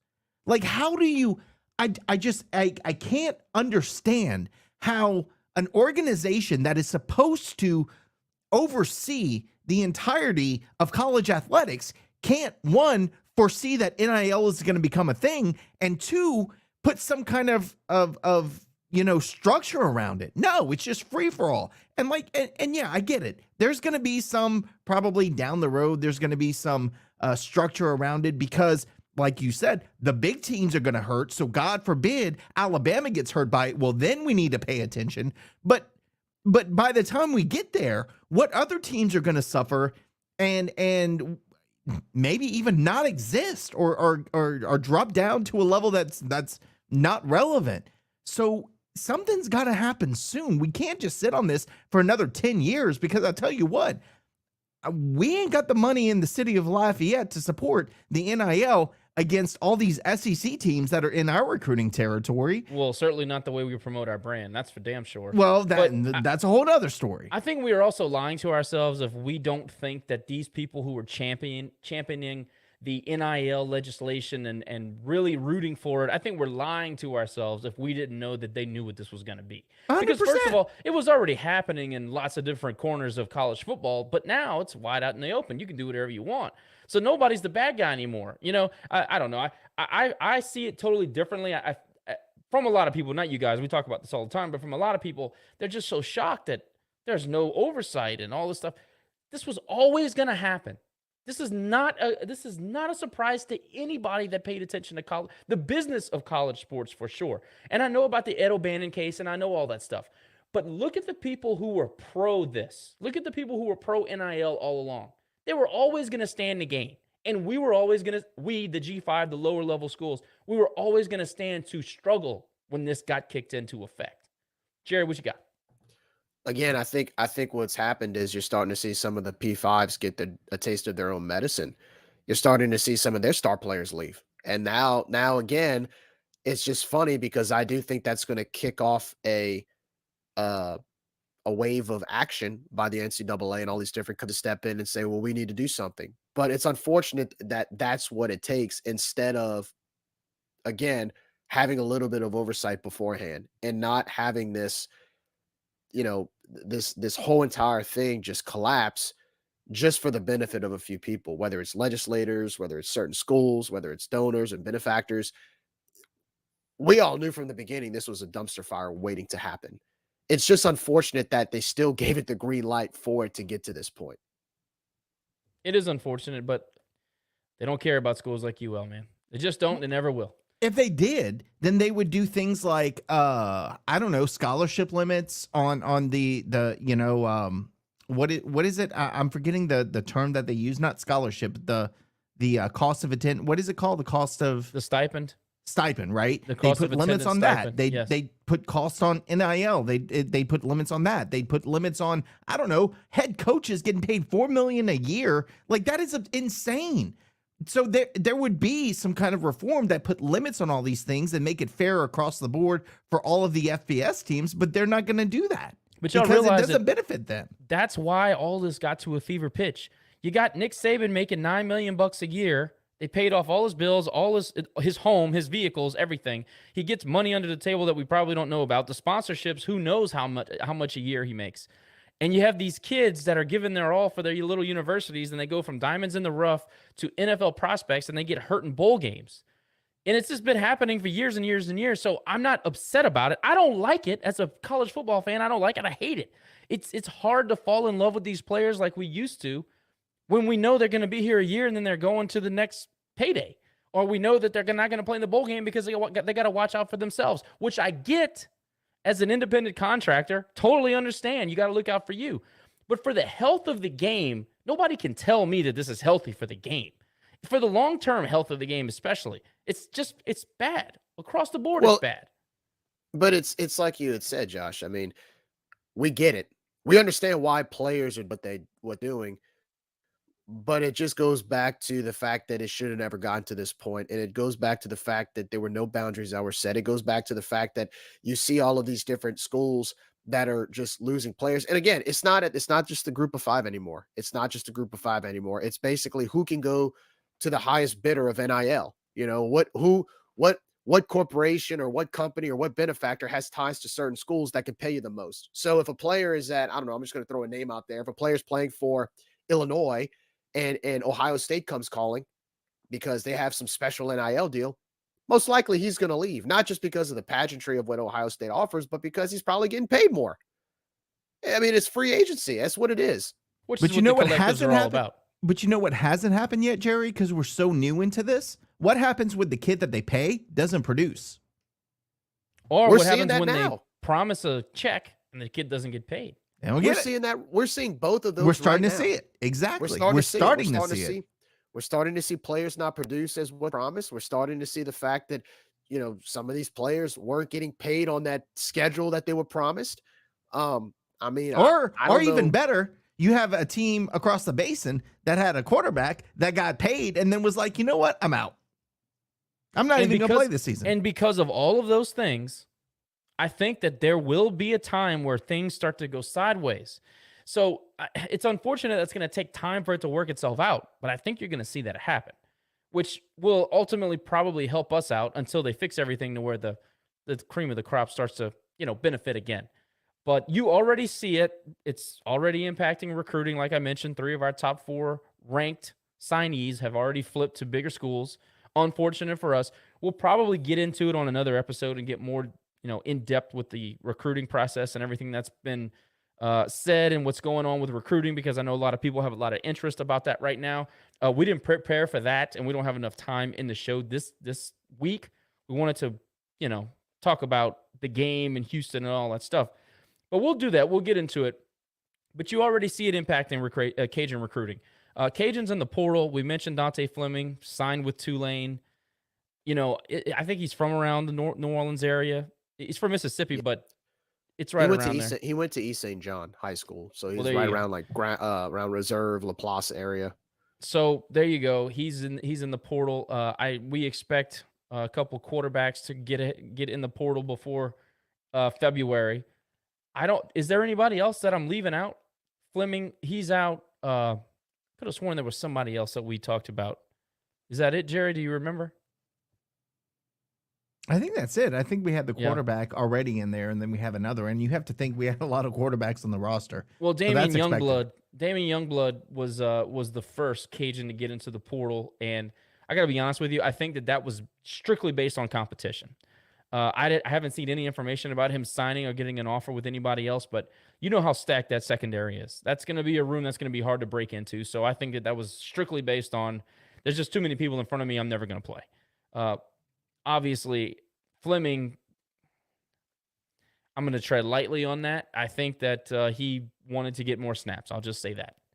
And then obviously I think there's going to be a few more to come. We'll see after the we have early signing day, and then we'll have national signing day in February. So still to be seen. I think that we'll probably have some surprises in recruiting, which is why I want to wait. I want to wait to do that show. But we definitely will dig into it. And I know we haven't done that in the past, but I think this particular year, a little different. I think it's something we should spend some time on.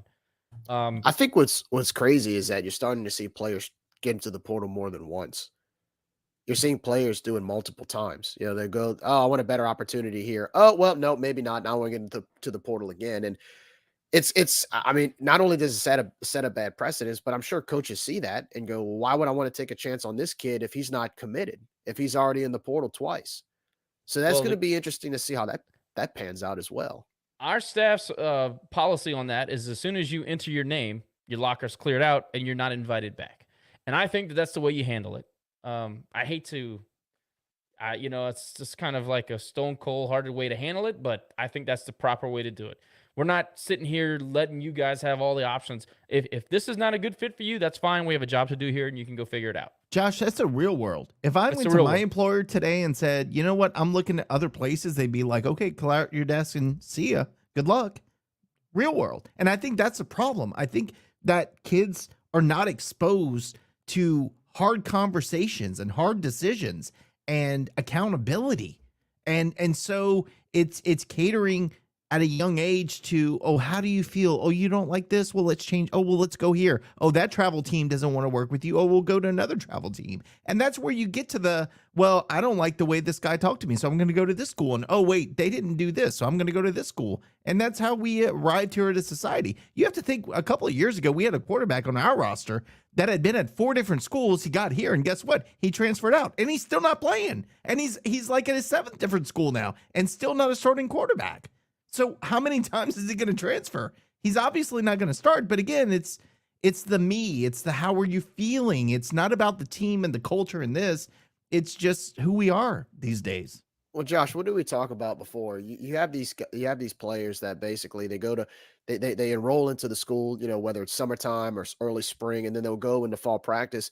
The coach fusses at them at practice and maybe makes them look bad. What does he do? He gets in the portal, and the next week he's playing for somebody else. And to your point, Nick, and I'm glad you brought that up. College is here. Let's take away college football. College is the last step of life before you go into the real world. What's going to happen if you get a job and you don't like the way the boss talked down to you, or you don't like the way somebody looked at you? You can't just quit your job within 1 week, and then the very next week you're off going to finding another job. That's the precedence it sets for some of these players, is that they think that just because they get looked at the wrong way or somebody says to them, they can just get up and leave. That's not how the real world works. Like you said, I'm glad you brought that up because it's very true. And I'm kind of surprised, and I don't want to go down the rabbit hole when I say this, but I wish these universities would step up and take the role of helping these students understand this is the last step before the real world. Unfortunately, some of these universities are doing the exact opposite. And as we call it, they shash-shad these kids. They're never going to be ready for the real world if you shash-shad them. They're not. So I don't know, man. I could talk all day about that, but no, it really applies to the portal. It applies to these student athletes who they don't like the way the coach fussed at them, so they're going to get in the portal and they're going to go play somewhere else next week. I know you want to change the subject, Josh. I can see it on your face, but before we do, I'm going to say one last thing. How bad does that kid transferring out of Mississippi State, who did this whole thing on Twitter? You know, they do their picture and the whole thing, and said, since my coach at Mississippi State, Mike Leach, doesn't want me here, I will transfer out. How bad does he feel today? I ain't touching that. Back to Jerry's comment about the universities being the last step before the real world. Dude, nowadays the universities are bizarro world. And that's all I'll say about that. COVID Carolina meltdown. How fun has that been?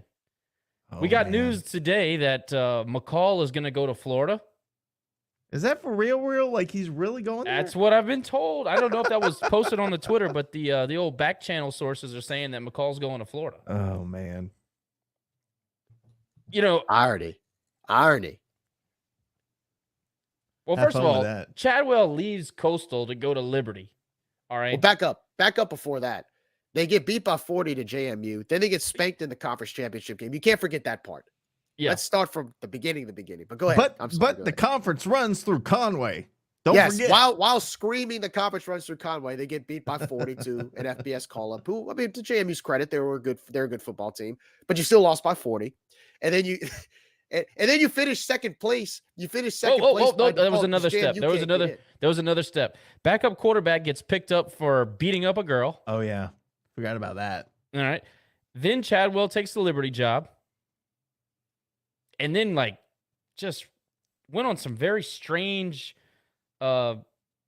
media clips. Like it was like a span of 4 or 5 media clips that just taking digs. Oh, it was bad. So that was bad. And then you had McCall supposedly going to Florida. They've got some transfer. Their recruiting is in the tank. They've got some transfers out of Coastal. Guess McCall doesn't piss Teal anymore, huh? And I guess they didn't want to play anytime, anywhere. Yeah. Oh, and then they hired a head coach that most North Carolina, by the way, it was Tim Beck, right? He's the offensive coordinator at North Carolina State. If you look at the reaction of the North Carolina State fans on social media, they're ecstatic to get rid of him. They were like, thank you for taking this guy because we don't have to see so many screen passes being run with our offense. We finally get to have some creativity in the offense next year instead of this guy. So thank you, Coastal, for taking him. So they hate their new they hate their new coach. Screen pass you is what they'll be called. I mean, we all knew it was coming to an end. It was such a sham and phony. And then when they find out, when they get investigated for the Jamie Chadwell era, oh man, we have heard some stuff. So it's going to get even more interesting, I think, as we go. I just, I felt like we should take some time to dance on their grave a little bit because, screw them. Next topic. Mike Leach, unfortunately, is no longer with us. And, I know we try to stick to UL stuff, and there's a strange parallel with Mike Leach. He was almost the head coach at this program. And if we had competent leadership, he would have been. I don't think that there's any other way to say that. How great would that have been, man? Well, God. you go from Stokely to Leach, two innovators in the game, offensive juggernauts. I mean, I'm not even talking about his offense. I'm just talking about the sound general. clips and the media clips, and God, I love that man. He would have fit right in over here with the way we are. Like he would have fit right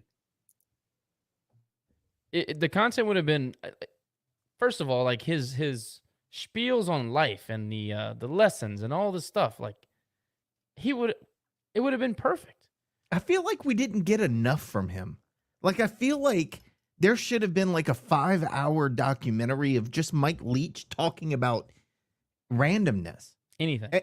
But how appropriate is it that Mike Leach passed, but the team is playing in a stadium with a pirate ship? And you know how the man loved pirates. It's perfect. That is perfect. Swing your sword. And what makes him so unique on top of just how he was as a person, his uniqueness, his unique personality was his unique resume to get to the college football coaching world. I mean, he's a lawyer by trade. He started coaching 15-year-old baseball, or he coached when he was 15 or something like that. He started out as a coach coaching baseball and eventually kind of worked his way into the football world. I don't even know if he played football for a little while, but he really his coaching career started in such a unique way, coaching another sport. And then he was able to not only stand out as a college football coach, he created his own offense through the air raid. That was a huge success. And went to these middle of the pack Power 5 schools and made them competitors. I mean, at Texas Tech, he had them in the top 5. At Washington State, could barely win a game when he got there. In year 2 or 3, he was within 1 game from making the Pac-12 championship.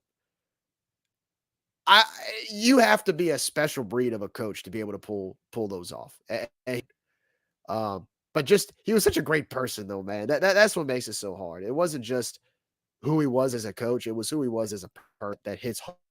He's kind of your crazy uncle or something, you can feel after winning a big SEC game, they're asking him what his favorite Halloween candy is, and he'll stand there till the lights go out talking about Halloween candy or giving wedding advice. He's gonna Man be love candy corn. Yeah, no. I like, I have respect for anybody who stands out in their field, but my favorite thing about Mike Leach is he just did not give an F what you think, man. Just didn't care. And that is a very rare trait in this world. Everybody's so worried about what other people think. You could tell. It's genuine. Yeah, he was a genuine guy. Yeah. Walked to work every morning. He didn't rub everyone the right way, but he was what he was. Especially Craig James' son. Remember that? I do remember that. Well, it was so ridiculous. They fired the dude because Craig James got mad that his son got shoved in a locker. Toughen up.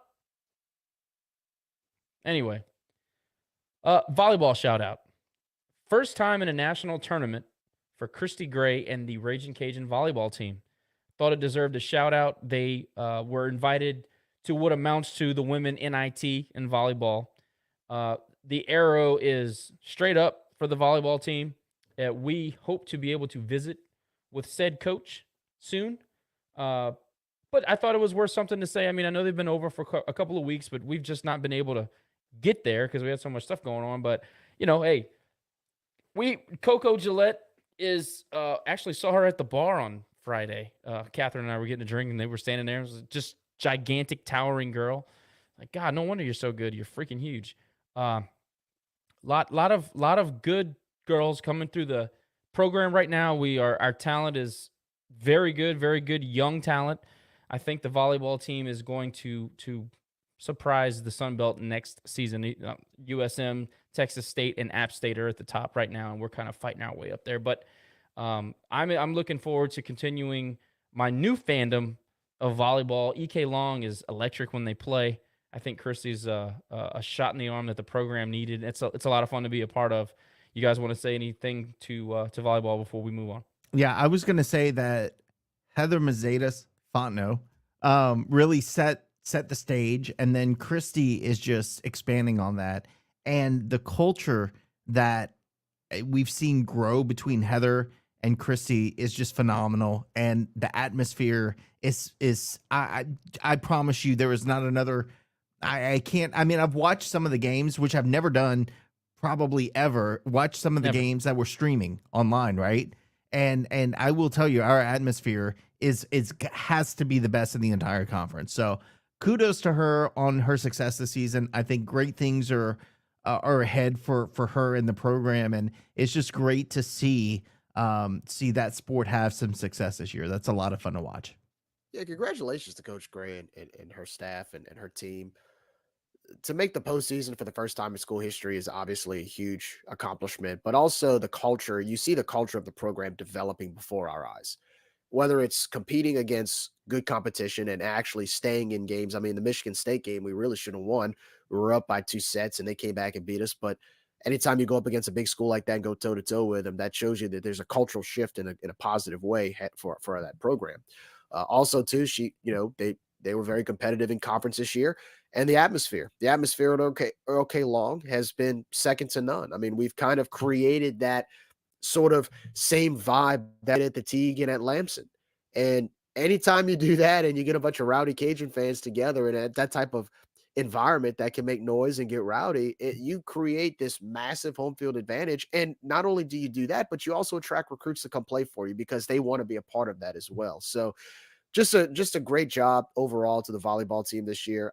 Like you said, Josh, the only way for them is up moving forward. Coach Gray's done a fantastic job in the short term she's been here, and I expect great things from this program moving forward. It's going to be a lot of fun. Josh, before you move forward, and this is a little bit off topic, but while it's in my head, I want to say it. We lost a good one this week. Jan Jumonville, I don't know if you guys know who she is. She owned Tropical Fishbowl in Lafayette. Yes. Dude, she was a hardcore. I mean, I was involved with the program for 20 years, and she was way before me. I think when Yvette first got started in building that program, she passed away this week. So just thoughts and prayers are with her her and her family. That's a tough one. She was super sweet. And I'm telling you, I mean, I was a kid going to Tropical Fish Bowl and just my eyes were this big, and that got me into keeping fish. And she had a part in that, and just super sweet woman. So yeah, that's a tough loss that we have this week. I remember her radio ads on KPEL. That's how I remember. And her voice. And her voice. Right? Yeah. Because the first time I ever realized who she was because of the ads, and I saw her in person. She was speaking to somebody else, and I was like, oh, that's a Tropical Fish Bowl lady. Nah, she was great, man. I don't think she missed a softball game in however many years. She was that hardcore. Thanks for bringing that up, Nick. That's always want to honor longtime Cajun fans. Because they're not too many of us, unfortunately. Anyway, last segment of the night will be a fun one, and then we'll let everybody go to sleep. Office Christmas parties.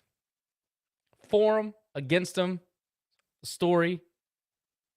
I'm wide open. I got so many thoughts on the office Christmas party. Jared, do you guys have office Christmas parties? Yes. We have. We usually do get-togethers and stuff like. As far as like crazy office Christmas parties where everybody's just doing all kind of games and stuff. Not really. But we have done them before. It's mainly more kind of a laid-back environment, leading up to Christmas. Nothing. I know Nick's just waiting to go. Yeah, I'll hand the floor over to Nick on this one.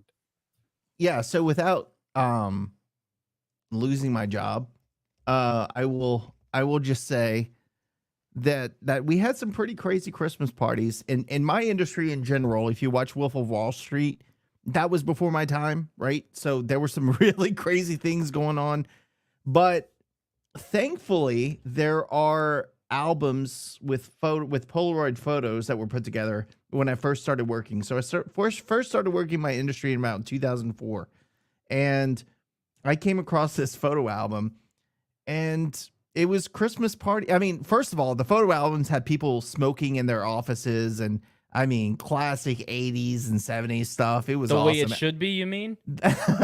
Yeah. Well, I don't know. But talking about the Christmas parties, you get to you start flipping the book, and then you see a Santa, and you're like, oh, it's Santa. And then you realize Santa's a stripper. And that was an industry sponsored Christmas party going on. So I will say the industry is a lot more regulated, and the Christmas parties we have now are a lot tamer than they used to be. But I mean, as you know, when I was living in Lafayette, we had Christmas parties where I think a lady got a little too into the intoxication mode, where she fell into the van and broke her neck. There were things that were going on. Yeah, there's always one that ruins it for everybody else. The intention is always good. The intention is always good. We're gonna go out and we're gonna have a good time. We're gonna go home, whatever. But then it gets into past 10 o'clock, 11 o'clock, 12 o'clock, and then things start getting weird. So I'm all about the small gatherings, as you said, Jerry, because our firm will not sponsor that anymore. That is on your own. You guys do your thing and have fun. But when it starts getting bigger outside of a small group, things start getting a little weird. And but it does make for good stories years later, I guess. Makes for good blackmail too. Terrible HR situations, though. There's so many things that, like, our generation in particular has seen go by the wayside. And, like when you first broke into whatever business you broke into, I'm sure we all have a similar experience. There was a lot, more loose guide rails, I guess, maybe. And the Christmas party at the office is definitely one of them. It used to just go off the rails and nobody cared. And next thing you know, you're at scandals and it's 4 a.m. And that's good times. Because again, either somebody has a story to tell or you got some blackmail material. I mean, it's one way or the other. If you're not the idiot, you're in good shape. I'm just saying, we're all adults, man. Like, people make their decisions. They're big boys and big girls, and let them live with it.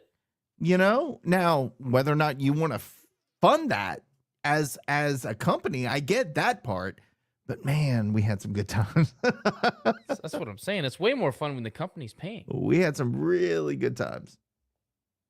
By the way, I can't. I before we switch and we can keep talking about this, I got to tell my Cayenne story before we go. Yeah, I was waiting for Jerry to get all red and start sweating about talking about work on the pod. You know how he is. Yeah, he's on mute. He's gonna remain on mute. I guarantee it. All right, yeah. Hit me with the. I'm just laughing at James. Hit me with the Cayenne stories. So, oh man, I'm gonna get in trouble for this. So, obviously, we have people who have the Cayenne. They play Cayenne, or did back in the day. They wore the whole suit. They did whatever, and there was a clear like transformation from Cayenne in the one. Like, I don't know if you guys remember the first iteration of it, but it was like, yeah, it was like this one whole pepper thing that was just a one piece. And then it kind of transformed into what we see behind Josh. But at some point when he was going through that transformation, we had a rather large person that was portraying him during a couple of games, and has since moved on to other things. I won't say bigger and better, but other things in their career. And now, randomly, I was like, I wonder what happened to this person. Like, I've not heard from them. We used to be Facebook friends. I don't think we're Facebook friends anymore. So let me Google them, and randomly did that like a week ago. Just the thought came in my head. We were talking about Cayenne. Now a very prevalent, what do they call it? Furry. So they, I guess, got the experience as Cayenne and then turned into a furry. God forbid if Faber is watching this right now, I'm going to get in so much trouble, but turn into a furry. And now that is their thing. And look, it's not a secret. They are a furry full time on social media. So it's not like I'm bringing anything. I'm going to need more explanation. So furries are basically people who dress up in like wolf or bear costumes for certain purposes. And You're it's a shitting me thing. right now. No. Are you saying what I think you're saying? So they're a furry, and I'll leave it at that. I'm gonna Google this real quick. Just hang on a second. Please do it right now so I can like see your reaction. But yeah, so that is the thing. They have furry conventions, by the way. So I'm not denouncing the choice of you being in this group of. I'm just saying it went from Cayenne to furry. That's probably why Cayenne is not a thing anymore. Okay. Oh, am I getting in so much trouble for this? I didn't name names. I didn't. It just, it was a thing. It happened. It's public. This is not a secret. It happened. Are they dressed like cartoon character furries? You know what, Josh? I didn't go down that rabbit hole. What in the holy hell is wrong with people? They wear tails. They wear head. Yeah. It's on WebMD. Shit's on WebMD. It's something, man. Look at the comments, and that's a perfect description of it right now. Yeah. I'll leave you with that. After dark. Bestiality. Jesus. It just turned 10. Graham Central. Look, man. Look, I love the Grams. Okay, somebody said a Graham Central Station. Hey, going to the Grams was a lot of fun back in the day, bro. I used to work for Planet Radio. We had a lot of things going on there. That was a lot of fun. Bio's living the dad life. Remember last week he had an announcement for the group about being a new dad, so that's cool. A furry. Furry conventions, man. This planet is filled with interesting things. I wonder if they have NIL. What in the hell? How did you know that? Dude, I Googled it. And what does this have to do with Faber? There's got to be a story behind this. Look, again, some people told me, hey, did you hear what happened to so-and-so? And I'm like, what are you talking about? And they were like, oh, they're doing this now. And then, yeah. And this is a subsect of people that dress up like this and do whatever it is that they do. Yeah. You know what's crazy? And I don't want to open people up a can of worms, but like, Nick, we've got like, there's stories. I'll just leave it at that. It's interesting. Very interesting. I'm going to stop there. Yeah. If any of the listeners ever, or watchers or whatever, viewers get me with enough alcohol somewhere at the corner bar or wherever, there's a lot of fun stuff to be told. My God. Jerry, for God's sake, save us. Man, I tell you what. Man, I tell you what. Furries. No, I'm kidding. No, not quite. You thought I was going. Oh, You got me there, man. What? Listen, if you would have had a furry speech prepared, this would have been an all-time moment. I was just like, that would have been perfect. That would have been our Hall of Fame right there. No, man, I tell you what, it's the most wonderful time of the year. All season we've grinded with ups and downs binded. Bowl season is here. That's right. The Cajuns get to experience their first Independence Bowl Friday as they take on the Houston Cougars, a team that not only has played pretty well in the American Conference, but will be playing their last game as an American Conference member as they become, or should I say, graduate from the Group of Five and walk into the step of the Power Five. They will be a Big 12 member starting next season. So this officially, football-wise, the Cajuns will be their last opponent as a Group of Five school. Anyway, what's great about this game, what's significant about this game, what's at stake about this upcoming game is Louisiana has a chance to solidify their 4th straight winning season, as well as their 5th straight non-losing season with the win against the Cougars. It was pretty unimaginable thinking about a fun fact like that about 20 years ago when we were just happy to win 2 or 3 games a season.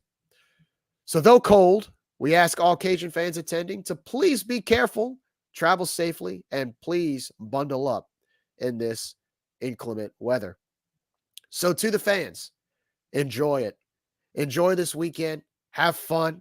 Celebrate Christmas a little early. We're red anyway, so we're red to get into not only the UL Bowl spirit, but the Christmas spirit. Maybe have a beer with some eggnog and watch the Cajuns take on a really good, respectable Houston football team. To the players, we've talked about how players opt out or players leave, but for those of you who are dressing out on Friday, take advantage of this opportunity. This is a reward for you. The reward that a lot of schools wish they had. What you get for winning so many games, you're given this opportunity to play on national television against a very well-respected opponent. And you get to play in a bowl that's been around for a pretty long time and has a pretty famous brand during this bowl season. Go out there, play your hardest, make us proud. To the coaches, sometimes second chances come in mysterious ways. Coach Dez, I'm looking at you, my man. You remember what it felt like whenever you found out in 2008 after your last game, when that opportunity was blown because of certain politics that kept us out of that game in 2008, out of the Independence Bowl of all bowls.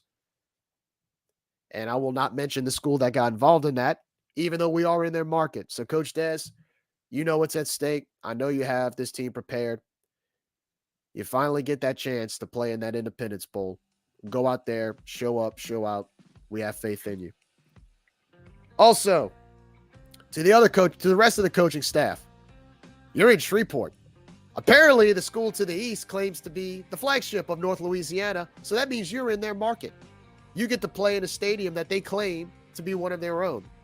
Go out there, coach your best game, go and win, take advantage, take it for granted, and do what you can to get the recruiting trail really going in that area. This is a golden opportunity on national TV to use this as a recruiting tool to bring the greatest and the best to Louisiana. Overtake that market. With a win, use this to your advantage. So for everybody at Razor Review, for all of us, for all you fans, players, and coaches, enjoy Friday. You've earned it. You deserve it. Let's go out there and win. To Josh, to Nick, to you guys, Merry Christmas, Happy Holidays. To Cajun Nation, Merry Christmas, Happy Holidays. Be safe, stay warm, and as always, man, I tell you what, go Cajuns. Nice job. I don't think beer and eggnog go together, just for the record. I don't want anybody to think we don't know how to drink around here. I had to add a Christmas innuendo. All good. Had to add it in, Congratulations to all of our graduates. Awesome. Yes. got Job to well say done. student athlete is where it's at. That's what we do it for. So shout out to everybody who graduated this past weekend. Also, from our family to you guys and everybody that listens and watches and supports us all the time, sponsors, everybody involved, Merry Christmas, Happy Holidays, however you celebrate it, all about it. If you guys like what we do, please subscribe. It helps us out a whole lot. Spread the word. Tell everybody you can about Rage and Review. I think that Friday has a very good chance of being a great commercial for the program. Rage and Review will be there in full force. We've been granted some access, so it should be fun. You guys pay attention. We'll have some extra special stuff coming your way this weekend. Matt, Jesus. Jerry, I hope you feel better. Nick, I'm going to find out exactly what the hell a furry is. Thanks, man. And I just read all these other these people. Lord have mercy, I can't. Anyway. Poo-Poo is on his best game tonight. He's cutting up. I can't even. Anyway, you all have a great holiday season. Merry Christmas, all that good stuff. We will talk to you next week.